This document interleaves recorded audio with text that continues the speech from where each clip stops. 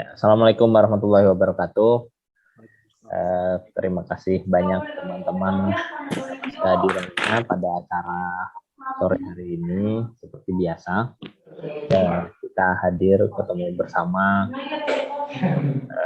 saling mengenal, saling belajar ya. Dan terima kasih kepada para pembicara yang bersedia berbagi. Perkenalkan ke teman-teman, nama saya Lucky. Saya mesin 2003, kebetulan sore hari ini ada dua rekan dan senior yang sudah bersedia berbagi. Yang pertama adalah Mas Gibran dari Biologi 2007 ya, fishery, kemudian Mas Farhan Muhammad atau kita sering sebut Bang Polpot dari Riksis. Nah, hari ini kita juga mendapatkan kalau buat saya kejadian yang kurang menyenangkan lah gitu ya, yaitu perginya Mas Rois Saidi, Direktur Eksekutif IAITB periode yang sebelumnya, seorang sahabat, seorang kawan, saudara, apapun lah. Ya saya juga nggak bisa bercerita banyak, tapi yang jelas saya mohon kita menundukkan kepala sejenak, mendoakan beliau. Baru saja tadi sudah dimakamkan. Semoga arwah beliau, gimana Bang Farhan aja yang mimpin untuk doa Mas Rois.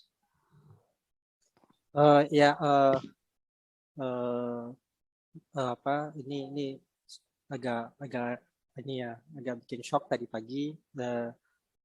Sedikit aja, gue kenal Rois itu lama ya, dari sejak dia masuk mesin 2000. Gue sendiri seniornya dia, orang yang sangat baik, loyal banget sama temen, mau ngelakuin banyak hal untuk teman, gak pernah hitung-hitungan. Dia juga bantuin di IAM kemarin ya, waktu divisi kewirausahaan yang gue pimpin ini, untuk jadi moderator. Gue appreciate banget, dan totalitas dengan apa yang jadi jobnya dia. Ini kejadian tahun kedua. Tahun kemarin kami kehilangan juga Adi Titianto. Dua orang ini sosok yang sosialisasi di keorganisasiannya tinggi banget. Jadi dia punya banyak teman, mereka semua, dan semoga amal ibadahnya diterima untuk kebaikan dia ya, beliau. Mungkin Al-Fatihah buat mereka berdua, terutama buat Rois yang baru meninggalkan. Al-Fatihah.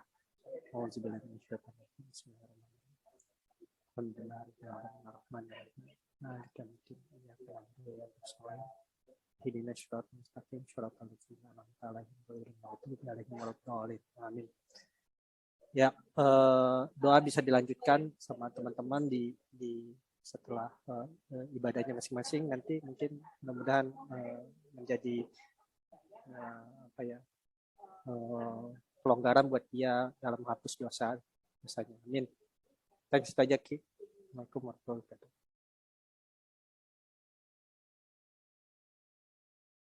Ya, terima kasih banyak teman-teman atas doanya.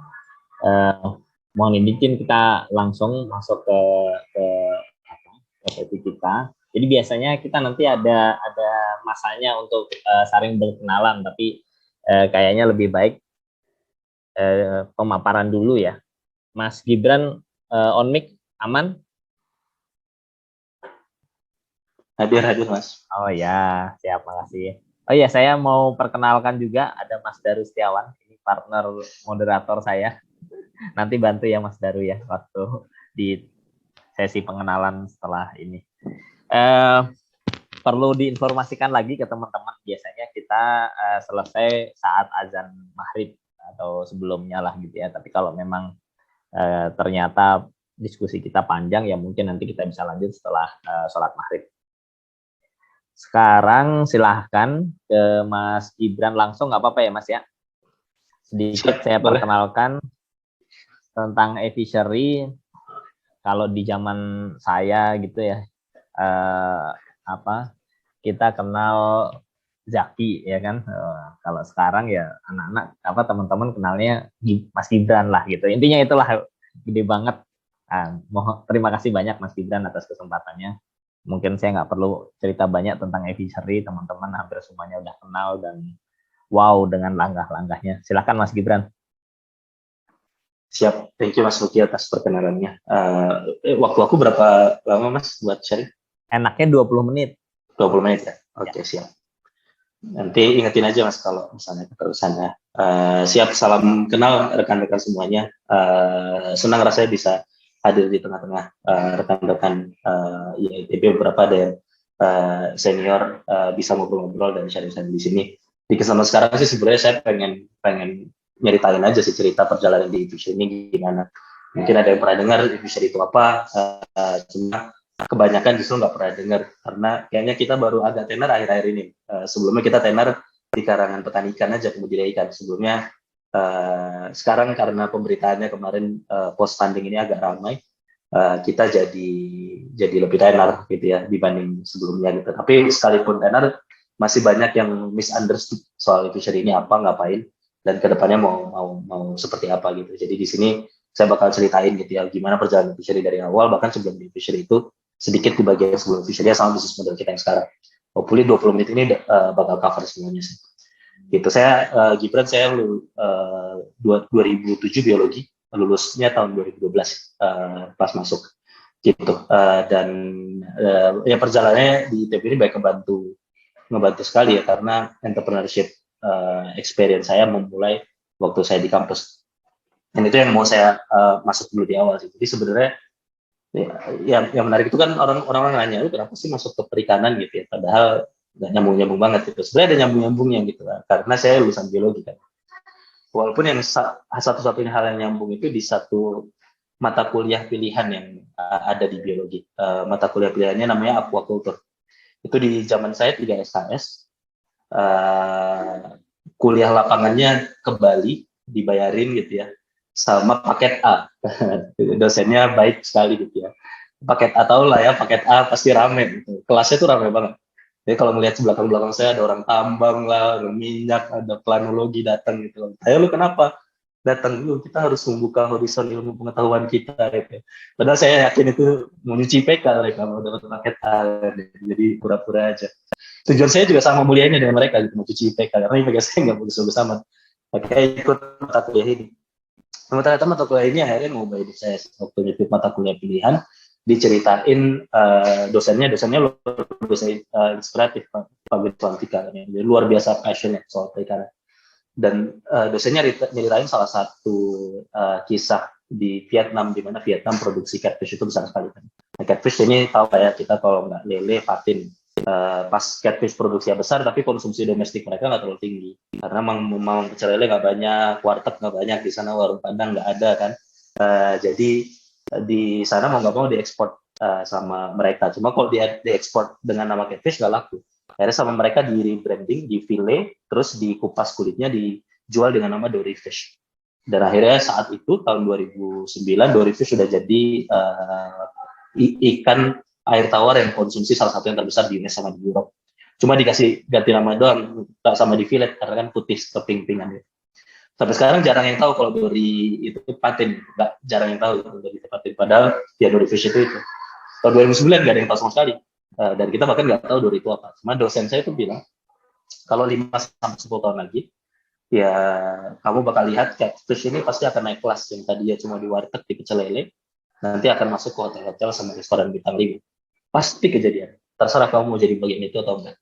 Dosen saya bilang, sekarang beneran kejadian itu tahun 2009 saya ikut kuliahnya. Sampai sekarang ya kita udah familiar Dory itu ada di mana-mana, di restoran, hotel bintang 5 dan lain sebagainya. Dan itu kejadian. Cuma di situ yang akhirnya mendorong saya buat mikir, gue mau nih jadi bagian dari revolusi lele, revolusi patin Indonesia gitu ya. Dan itu yang jadi akhirnya ya mutusin buat terjun langsung dan buka kolam. Jadi beneran Habis kelas saya langsung nyari kolam di Bandung. Cuman nyari kolam di Bandung, nemu-nemunya di daerah Bandung Selatan, ini di daerah Bojong Soang gitu ya, dekat Balai Endah sono ke selatan lagi. Disewakan kolamnya 400.000 setahun. Akhirnya saya mulai nebar. Pas mulai nebar, panen waktu itu 130 kilo. Susah ngejualnya. Gitu. Saya lupa dia harus ngejual. Gitu. Saya jualan ke pasar, nggak bisa, ada mafianya sendiri. Saya jualan ke pecel lele, butuhnya cuma 3 kilo. Saya panennya 130 kilo, jadi nggak bisa. Akhirnya mau nggak mau saya jual ke tengkulak. Saya jual ke tengkulak cuma 500 perak untungnya. 130 kilo, jadi 130 kilo panen 2 bulan kan ya. 500 perak saya cuma dapat 65.000 per 2 bulan. Jadi aduh, pantas aja orang nyewain 400.000 per tahun gitu. Karena murah banget kan ya, pikir-pikir gitu. Tapi ternyata karena memang bisnisnya nggak untung-untungin banget gitu. Tapi karena saya udah kadung nyewa 1 tahun, akhirnya saya mikirin gimana caranya supaya bisa jalan gitu. Supaya saya bisa jualan. Nah problemnya adalah di ikan ini, kalau kita jualan, apalagi ikan lele waktu itu saya kan, kita jual harus panen saat itu juga. Karena ukurannya tuh ukuran 1 piring atau 1 kilo 8 ekor. Kalau udah gede sedikit, pecel lele nggak mau beli, gitu. Pasar nggak mau beli. Jadi kita harus jual saat itu juga. Makanya saya mikir gimana caranya biar saya nggak harus bergabung sama tengkulak, saya bisa jual kapan aja. Terinspirasi sama cerita tadi, saya fillet aja lah, saya jadiin katsu-katsuan gitu. Makanya saya bikin dori, exactly inspirasi dari cerita tadi. Ini saya bikin nih dulu di depan tuh Bagus 8, gitu. Kalau misalkan lewat, saya bikin gerobak modelnya fish and chips. 3 bulan buka, alhamdulillah gitu, nggak jalan, mati, nggak ada yang beli. Karena ternyata mahasiswa nggak tahu fish and chips itu apa gitu, memilihnya nasi goreng. Dari situ saya langsung spin off, daripada jual fish and chips, saya kasih nasi aja yang banyak, nasinya gratis gitu ya, terus kasih sambal dengan berbagai macam mecin gitu ya, mecinnya banyakin, pedesin, dan itu yang akhirnya laku. Dan itu saya buka dari mulai 1 cabang pertama yang saya buka di IP Telkom, sampai saya buka di Gelap Nyawang. Ini kalau tahu di pojok dekat tukang alpukat itu, di belakang Salman, apotek Salman, nah itu saya bukanya di situ. Itu akhirnya buka dari 1 cabang, punya 2 cabang, sampai punya 5 cabang, 7 cabang. Akhirnya jalan. Terus saya bikin brand baru namanya Lele in the Box. Kalau orang Sunda mungkin paham jokesnya, lebox, mangga di lebox gitu. Mangga di lebox. Jadi itu yang akhirnya lumayan nambah.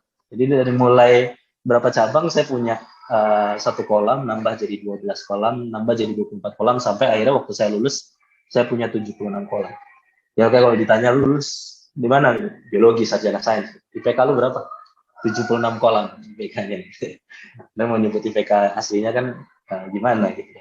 Tapi di situ udah mulai inilah ya, udah pas lulus saya udah tahu kalau gue mau fokus ke sini deh, mau jadi entrepreneur, fokus di sektor pangan gitu, karena saya punya passion di sektor pangan. Ada basisnya sih, cuma nanti kapan-kapan bisa diceritain. Cuma di situ saya ada 1 buku yang saya suka banget, mungkin teman-teman udah baca pastinya, Good to Great dari Jim Collins. Dan quote yang saya pegang sampai sekarang, good is the enemy of great. Ini mentor bisnis saya selalu bilang gitu. Masalah bangsa Indonesia ini, kita cukup senang untuk jadi biasa-biasa saja. Sense of mediocrity kita ini terlalu tinggi. Jadi kita lupa kalau seharusnya kita bisa jadi luar biasa. Makanya itu yang selalu saya pegang. Jadi waktu saya punya bisnis yang kecil-kecil ini, kayaknya masih biasa-biasa aja. Gimana caranya ini bisa jadi luar biasa gitu. This is good enough, but I have to be great. Oke, saya mikir kalau saya di lele, saya harus jadi raja lele. Kalau saya di kuliner, saya harus jadi Kentucky Fried Catfish itu, punya ribuan kolam. Gitu. Tapi di situ yang akhirnya saya belajar sama banyak orang. Coba ngobrol sama Pak Haji gitu ya. Si Pak Haji ini kira yang punya 1.000 kolam, saya ngobrol sama Pak Haji yang punya 2.000 kolam gitu di satu tempat. Saya datang ke daerah Bogor, Ciamas gitu ya.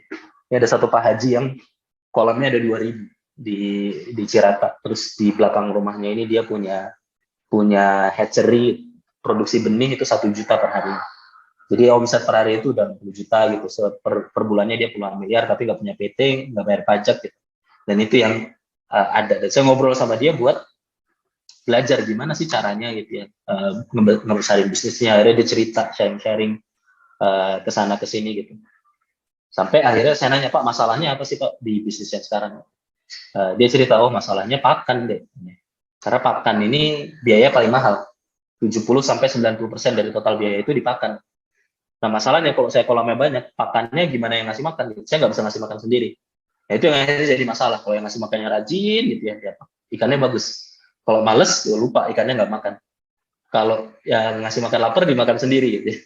Itu sering kejadian tuh, dimakan sendiri maksudnya dijual di tempat lain gitu. Diambil karungnya terus dijual seplastik, kan sekilonya tuh udah kayak beras, 9.000, 10.000 sekilonya.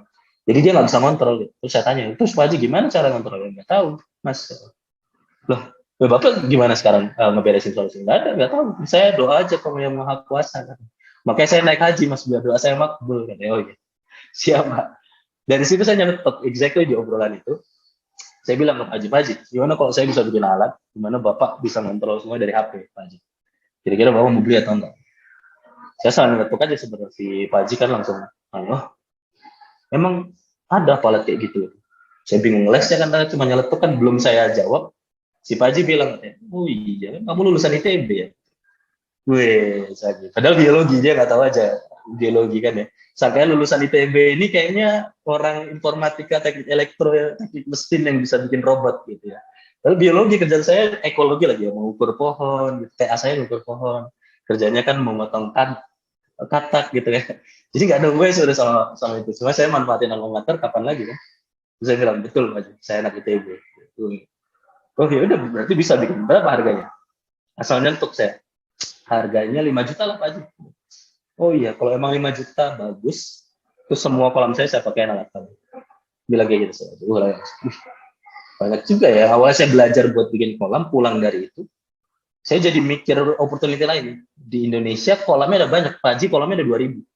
Di Indonesia ada 3,5 juta petani, kolamnya ada puluhan juta. Tapi nggak ada sama sekali yang bikin teknologi buat ini. Nggak ada sama sekali yang bikin teknologi buat ini. Jadi saya bayangin pas saya pulang gitu, yang lihat kolam kanan kiri, gimana kalau semua kolam yang saya lihat itu pakai alat saya gitu. Kalau ini dari satu Pak Haji, berapa banyak Pak Haji yang bisa saya jual gitu. Kuota Haji kan naik terus. Itu yang akhirnya saya pikirin, oh kayaknya ini opportunity yang jauh lebih gede buat bikin alat ini. Dan pas ngelihat mikirin lagi, oh benar juga marketnya makin gede. Perikanan ini Indonesia negara kedua terbesar setelah China. Kita punya 3,5 juta pembudidaya, kolamnya itu udah puluhan juta. Ada yang datanya 20 juta kolam, 50 juta, dan lain sebagainya. Tapi yang menarik, secara potensi, sama kayak geothermal adalah kita negara nomor 1 gitu ya. Yang tadi diceritain, kita di perikanan kita potensi negara nomor 1. Kenapa? Karena kita garis pantainya ini kedua terbesar memang di bawah Kanada, tapi garis pantai kita paling produktif. Di Kanada nggak bisa bikin ikan tuh garis pantainya, karena keras gitu. Kalau di kita bisa. Jadi garis pantai kita paling produktif sedunia. Dan di sisi lain, kita ini negara tropis gitu ya. Jadi kalau India sama Cina itu 4 kali lipat perikanannya produksinya dibanding kita. Tapi dia cuma produksi di satu titik aja yang subtropis. Karena yang negara 4 musim, pas musim dingin dia nggak bisa. Kita semua sepanjang Indonesia dari Sabang sampai Merauke bisa nanam ikan. Jadi secara potensi kita paling gede. Oke, potensi paling gede harusnya kita bisa gede di sini nih, dan teknologi bisa ngebantu itu. Di sisi lain yang menariknya ini, budidaya ikan itu sektor pangan yang paling cepat pertumbuhannya. Dan orang pada mungkin memandang sebelah mata, ini sih budidaya ikan. Saya dari awal udah tahu budidaya ikan itu fastest growing food sector. Dan semua tesisnya kalau kita pikir lebih dalam, itu pasti menyokong support ini. Kenapa? Karena yang pertama, satu-satunya sektor pangan yang sekarang masih diburu dan bukan ditanam, bukan di farm gitu ya, itu ikan. Kalau kita makan gitu ya, nasi udah nggak diambil di hutan lagi kan ya, kita udah nanam di sawah gitu. Daging, kita nggak berburu daging lagi tuh ke dalam hutan gitu. Kita udah farming gitu. Ayam nggak kita tangkap lagi di hutan, kita udah farming. Semuanya tuh udah farming, kecuali ikan masih ada yang ditangkap di laut. Dan humanity itu pasti pindah kan ya, dari hunter ke farmer kan, ke gatherer gitu. Jadi dari yang berburu ke bercocok tanam. Jadi pasti naturally yang sekarang masih perikanan tangkap itu pasti naturally akan jadi perikanan budidaya karena nggak mungkin mengandalkan laut. Jadi ini satu-satunya pangan yang upside-nya itu makin gede, masih gede. Itu satu. Yang kedua yang jarang orang tahu gitu ya. Buat produksi 1 kilo sapi kita butuh 16 kilo pakan. Sementara buat produksi 1 kilo ikan, kita cuma butuh 2 kilo pakan. Pakan ini kan dari jagung, dari kedelai gitu ya. Dan sapi itu butuh air banyak banget, butuh lahan banyak banget. Air sama lahan ini scarce. Sementara ikan itu nggak butuh air banyak-banyak. Dan ikan hidup di tempat di mana manusia nggak bisa hidup, di laut gitu misalnya. Jadi ya nggak bakal rebutan gitu kandang sapi sama kamar anak gitu. Kalau di ikan ya di laut gitu. Dan laut 90% kita laut, air semua gitu. Jadi kalau kita ngelihatnya long term banget 30 sampai 50 tahun ke depan, ya pasti sektor ini udah paling gede gitu. Jadi opportunity buat gede karena ya resources yang scarce-nya ini paling efisien gitu. Begitu, itu yang akhirnya saya percaya, udahlah gue masuk deh di sini gitu. Walaupun orang melihatnya lu ngapain sini sih, mending ke poultry gitu ya, mending ke sektor agri yang lainnya. Ya sekarang gitu emang kecil, tapi 50 tahun lagi gue yakin ini gede. Itu yang akhirnya dibangun sih. Makanya pas ngelihat, oh masalahnya ada atau enggak, masalahnya banyak. Petani-petaninya 98% kecil-kecil. Overfeeding banyak gitu ya. Dan masalah lingkungan juga banyak. Karena overfeeding banyak, bikin polusinya jelek. Di Danau Toba, polutan nomor satunya, danau terbesar di Indonesia ya, polutan nomor satunya datang dari pakan yang berlebih. Jadi isunya juga besar gitu, isu lingkungannya. Dan itu akhirnya, valid nih isu lingkungannya besar, isu sosialnya gede, isu di konsumernya juga ada. Karena yang tadi ya dari petani ada tengkulaknya banyak, terus jualannya ke consumer. Kalau kita beli ikan kan ya kita beli ikan hidup ya. Sementara yang dipanen dari petani hidup. Ya, kita ke supermarket kan di akuarium gitu ya, ikan gurame, lele itu masih hidup gitu ya. Jadi sebenarnya tengkulak ini nggak dibutuhin gitu. Karena ikan yang dipanen sama petani sama yang kita beli itu sama. Gitu, dan dampaknya juga banyak, masalahnya akhirnya develop lah, build gitu. Cuma saya nyadar kalau saya lulusan biologi kan ya, jadi kok saya build ini ngerti apa, gue megang solder aja gemeteran gitu ya. Akhirnya saya nge-hire satu anak SMK, terus saya kepikiran ide dari water sprinkler yang ada di ruangan gitu ya. Kalau kena api dia ngeluarin air gitu, berarti kalau yang dikeluarin pakan sinyalnya bukan api ya bisa aja nih. Akhirnya saya masukin lah ke sana, akhirnya build prototipe pertamanya. Prototipe pertama ini scrappy banget, bisa kelihatan. Ini dari tong susu yang ngambil di Lembang. Di sininya tuh pakai CD bekas gitu ya. Terus di sini basisnya SMS yang saya pakai. Nah dari basis SMS ini saya bawa ke Pak Haji tadi. Pak Haji lihat nih, saya udah punya alatnya. Terus si Pak Haji lihat, aduh kok bentuknya gini amat deh. Santai Pak Haji, masih prototipe, cobain aja dulu. Akhirnya di SMS Pak Haji ini, alatnya nyala. Canggih juga nih. Oh, ternyata bagus juga deh ya. Katanya biasa SMS-an sama Bu Haji gitu, tapi ini SMS-an sama mesin. Terus, oh iya bagus juga. Ya gimana Pak Haji, minat nggak? PO lah kalau minat. Oh ya udah bolehlah saya PO gitu. Tapi gimana nih? Berarti satu alat satu kolam. Gitu. Satu alat satu kolam Pak Haji. Saya punya 2000 kolam, berarti saya pakai 2000 alat. Betul Pak Haji, 2000 kolam 2000 alat. Aktivasi gimana deh? Satu kolam, satu alat, satu SMS. Betul Pak Haji, satu alat, satu SMS. Loh kalau saya punya 2000 kolam, 2000 alat, harus 2000 SMS dong sehari. Betul juga Pak Haji ya. Gitu. Saya nggak kepikiran sejauh itu gitu. Oh iya benar juga ya. Kalau saya 5 kali sehari ngasih makan 10.000 SMS dong deh. Iya. Aduh, Bu Haji nanti jealous deh kalau saya SMS-an sama mesin terus. Jadi dari situ tapi seenggaknya ngevalidasi kalau ini marketnya ada dan itu masuk. Job aside, saya datang ke petani-petani yang lain gitu buat masukin, mereka nyoba terus mereka isi PO. Produknya belum ada, yang penting mereka isi PO dulu, bayar DP gitu. Akhirnya bisa jalan buat masuk. Pas ini masuk, ya udah akhirnya saya convince enough buat ini kayaknya bisa jadi bisnis. Dengan itu jadi bisnis kuliner saya yang tadi ada itu saya jual. Semua bisnis kulinernya saya liquidate asetnya. Terus bisnis budidaya masih tetap saya jalanin, tapi saya lepas operasionalnya. Dengan modal yang ada saya langsung bikin efisiensi dan lompat. Terus saya nyadar kalau saya lulusan biologi gitu, saya harus butuh co-founder teknikal gitu. Akhirnya saya ketemu sama teman saya yang lulusan elektro 2007 juga. Terus ya udah gabung lah. Lu kan ngerti hardware, gue udah tahu hardware apa yang mau dibikin, visinya di hardware walaupun dia punya software saat itu. Ya udah kita develop aja bareng-bareng. Akhirnya kita nyewa satu rumah di Dago. Kita tinggal di sana gitu, istri saya tinggal di sana, engineer tinggal di sana. Terus kita nge-develop bareng-bareng di masa-masa awalnya ini gitu ya. Sampai akhirnya produk komersialnya jadi. Ini produk komersial kita. Ini literally yang udah ada yang beli. Jadi kalau bisa dilihat ini kan kayak tong bekas gitu. Jadi ada gitu ya, di sini masih pakai aluminium, di bawahnya pakai akrilik, tapi udah ada yang beli. Kenapa ya? Karena ya kita nggak ada duit saat itu buat develop yang proper, tapi buat kita penting untuk dapetin insight duluan dan nanti kita develop over time dibanding ngejar perfectionnya. Gitu. Makanya saya waktu itu pernah pameran gitu ya. Capek-capek pameran ada mbak-mbak datang buang sampah di sini. Karena mirip tong sampah gitu ya. Jadi ya wajar. Tapi di situ akhirnya kita ngembangin terus-terusan sih. Dari mulai yang ordernya cuma 1, nambah jadi ordernya 50. Di rumah kita di bawahnya ada basement yang kita sewa tadi, itu kita develop di situ. Jadi kita kerja di situ, tidur di situ, bau cat tiap hari gitu. Jadi akhirnya ya kita kembangin satu-satu, akhirnya prototipenya yang awalnya scrappy sampai yang jadi sekarang gitu ya. Feedernya yang kayak di belakang saya sekarang jadi lebih canggih gitu ya. Ini alat buat ngasih makan ikan secara otomatis terhubung ke sensor yang bisa deteksi nafsu makan ikannya dan ngirim data ke cloud. Gitu. Dan modelnya juga sekarang udah kita sebutnya feeding as a service. Jadi feeding as a service ini mereka bisa bayar cuma 5.000 per hari lah buat pakai alat ini. Gitu. Sekarang udah ada 30.000 pembudidaya yang udah pakai 110.000 titik yang udah ada di seluruh Indonesia yang bisa pakai. Nah, yang menariknya ini terhubung ke aplikasi.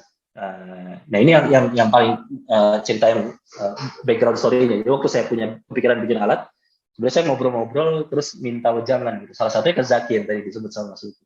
Zaki waktu itu udah bikin Bukalapak, tapi Bukalapak masih kecil banget, kayak baru seed run Zaki. Terus saya ngobrol-ngobrol, gimana sih caranya ngobrol-ngobrol sebenarnya kayak mentoring bisnis aja. Terus Zaki dia bilang, bro, startup itu yang sebenarnya lebih gede gitu ya, potensinya itu gede, nanti venture capital tuh bakal banyak. Jadi dia nyeritain gimana Bukalapak mau bikin kayak Amazon, kayak Alibaba, kayak eBay yang saya nggak ngerti gitu ya. Coba lu pikir-pikir lah tech startup gitu. Ini yang ide lu ini sebenarnya bisa ditekin. Awalnya saya mau jualan alat aja, tradisional. Ini bisa ada tech komponennya, lu pikir-pikir lah. Ini tuh kayaknya IoT kata Zaki. IoT apa tuh Zaki? Internet of Things. Lu pikir-pikir, that's the next big thing. Barulah saya spin off story-nya ke Internet of Things. Dan spin off produk roadmap-nya ke Internet of Things. Baru mempelajari itu. Itu background story-nya. Itu yang akhirnya kita terhubung ke smartphone. Walaupun zaman itu petani nggak ada yang pakai smartphone, tapi kita kasih mereka smartphone. Kenapa ini penting? Karena visi kita untuk capture datanya. Dengan pakai smartphone kita bisa tahu mereka pakai pakan merek apa, berapa banyak. Kalau ikannya mati mereka input di sana, kalau panen mereka input di sana. Akhirnya informasinya banyak banget yang kita bisa dapetin. Jadi setelah ini udah dipakai di berbagai macam tempat, gitu ya, udah di puluhan ribu petani yang memang udah pakai, kita akhirnya bisa punya satu data point yang banyak banget. Setiap kolamnya kita tahu ada berapa pakan yang mereka pakai, merek apa, ikannya ada berapa, mereka panen kapan, berapa banyak gitu ya. Kita bisa tahu. Kita jauh lebih tahu dibanding semua tengkulak, dibanding pemerintah. Karena di detik ini kita bisa ngecek di database kita itu kolamnya ada di mana aja, berapa banyak yang panen. Dan ini yang akhirnya kita bisa create value chain services gitu. Itu yang kita bangun di 2-3 tahun terakhir. Nah, awalnya kita mikir ya jual pakan, simpel aja, kita punya alat terus kita jualan isi pakannya yang diisi di alat ini gitu. Jadi kayak kita punya printer terus jualan tintanya. Tapi model yang kita bangun ini agak beda, di mana kita tahu mereka pakai pakan merek apa. Petani ini sekarang belinya ke toko, karena mereka kecil-kecil ya, petani-petani kecil kan, belinya ke toko dengan harga retail. Karena kita tahu mereka pakai pakan merek apa, kapan mereka butuhnya, kita aggregate tuh. Pakai pakan merek CP misalnya, pakai pakan merek Java, kita aggregate petani yang pakai pakan merek itu, kita tahu kayaknya nanti sebulan lagi mereka butuh 50 ton, 100 ton, karena volumenya udah banyak. Kita datang ke pabrik, gue beli deh 100 ton. Tapi kita kirim sebulan kemudian, di hari mereka butuh. Jadi kita kayak distributor, tapi pakai data, kita nggak punya inventory sama sekali, nggak punya gudang sama sekali. Itu yang akhirnya kita bangun. Gitu. Nah setelah kita jualan pakan, banyak petani yang request, Mas bisa nggak saya beli pakannya Yarnen bayar panen. Aduh, gimana caranya kalau kita ngutangin nih? Karena pusing juga kalau kita ngutangin, karena duit kita terbatas. Kan? Jadi kita pikir, oh gimana caranya? Akhirnya kita manfaatin data yang kita punya buat kita create credit scoring. Kita bikin namanya Fishery Fund, manfaatin data yang kita punya, kita build credit scoring-nya, kita kerjasama sama peer-to-peer lending sama financial. Akhirnya kita ngeluncurin, ini baru 2020 kita luncurin, namanya Kabayar, Fishery Kabayar, kasih bayar nanti. Atau pay later lah ya, kalau bahasa Inggrisnya, bahasa orang kotanya gitu, bahasa orang desanya Kabayar. Simpelnya mereka credit scoring kita punya, perbankan atau peer-to-peer lending ngasih financing ke mereka, dalam bentuk limit, kayak limit kartu kredit. Mereka cuma bisa belanja ke platform kita. Belanja juga simpel, mereka mau bayar tunai, bayar sebulan, bayar 2 bulan, atau bayar 6 bulan lagi. Jadi bulk payment. Harga pakannya udah include langsung di situ. Dan ini yang akhirnya kita coba kembangin. Dan bisnis model terakhir kita sebutnya Fishery Fresh. Fishery Fresh yang tadi saya sebutin, waktu saya petani ini saya jualnya ke tengkulak kan. Kenapa? Karena saya jual hidup. Berarti kan sebenarnya tengkulak yang ada tengah ini ada 4 sampai 5 tengkulak dari petani ke pembeli akhir. Kan nggak ada gunanya ya, karena ikan yang dipanen hidup, ikan yang dipajang di supermarket hidup gitu. Jadi nggak ada gunanya. Sementara harganya beda banget. Sebagai contoh, harga ikan gurame di petani itu 23.000. Kita kalau beli di supermarket itu 55.000. Supermarket belinya itu di harga 40.000 gitu. Jadi dari 23.000 ke 40.000 ini gede banget. Gitu. Nah ini yang kita solusiin. Caranya kayak gimana? Dengan data yang kita punya, kita bisa estimate kapan ikannya panen. Anggaplah ada ikan nila mau panen 2 ton, kayaknya 3 minggu lagi. Sebelum mereka panen, hari ini kita jualin dulu ke buyer. Buyer bisa pre-order, gue mau beli deh 3 kintal, 4 kintal sampai kekumpul 2 ton, baru kita panen ke petani. Jadi kita nggak punya itu. Jadi kita bisa jual hidup tetap sama tanpa harus punya inventory sama sekali. Karena kita manfaatin data yang kita punya. Dan kita juga punya produk-produk turunannya lah yang kita udah bisa bangun. Jadi di poin yang ini, yang awalnya kita startnya dari IoT-nya, sekarang kita udah jadi end-to-end sih value chain-nya. Jadi kalau orang nanya e-fishery ini apa sih? Ya kayak koperasi lah, tapi digital. Koperasi ngasih pakan, koperasi ngasih pinjaman, koperasi ngajarin cara budidaya gimana, sama narik pasarnya. Tapi kita digital gitu ya, masuk ke sana. Dan di sini kayak kita ngembangin akhirnya community-nya gitu ya. Fishery Point yang awalnya kita sendirian dari satu kantor satu gitu ya, di rumah sendiri, sekarang kita udah punya 175 cabang di seluruh Indonesia, cover 25 provinsi, 400 kota dan kabupaten. Dan ini bukan hanya cabang aja, tapi memang community yang kita build. Jadi kita punya farmers tadi yang kita build community-nya, kita bangun pembudidayanya, kita ajarin cara budidayanya, akhirnya kita masukin gitu. Dan awalnya dari sendirian, cuma 2 co-founder, by now kayaknya udah hampir 1.000 lah employee-nya e-fishery tersebar di seluruh Indonesia. Ya mostly memang tim lapangan kita ada, tapi ada engineering, tim back end dan lain sebagainya. Gitu. Nah sekarang kita udah jadi largest farming community. Kita udah punya 30.000 pembudidaya sekarang di customer base kita. Jadi udah paling gede. Dan kita cover 110.000 kolam. Gitu. Yang awalnya saya mimpi punya 1.000 kolam, sekarang saya punya 110.000 kolam atau sekarang. Dan kayaknya kita bisa punya 1 juta kolam untuk dalam waktu dekat. Terus yang menarik, sekarang kita jadi distributor pakan terbesar di Indonesia. Kita baru mulai ini 3 tahun. Dan sekarang secara financing, kita bisa jadi financier terbesar di Indonesia buat sektor perikanan. Kita disburse tahun lalu itu 440 miliar buat 7.000 petani. Ini buat jadi gambaran, peer-to-peer lending agriculture terbesar itu Tadifan ya. Itu mereka setahun itu cuma 80 miliar. Padahal mereka tuh udah berapa 5-6 tahun gitu ya. Sekarang kita udah 440 miliar gitu ya. Jadi gede banget. Terus pemerintah tuh Kementerian Perikanan itu mereka punya LPUKP gitu ya, dana bergulir. Setahun 3 tahun tuh mereka juga bisa ngasih ke 5.000 petani. Padahal budget mereka 10 triliun. Kita ngasih 7.000 petani cuma dalam waktu 1 tahun. 7.700 petani dalam waktu 1 tahun. Jadi scale-nya ini besar. Gitu. Dan yang menariknya sekarang kita supplier ikan terbesar di Indonesia sama supplier udang domestik terbesar di Indonesia tanpa punya 1 kolam pun. Jadi ya tanpa punya 1 kolam pun kita bisa jadi yang terbesar. Jadi itu yang akhirnya kita bisa bangun sih.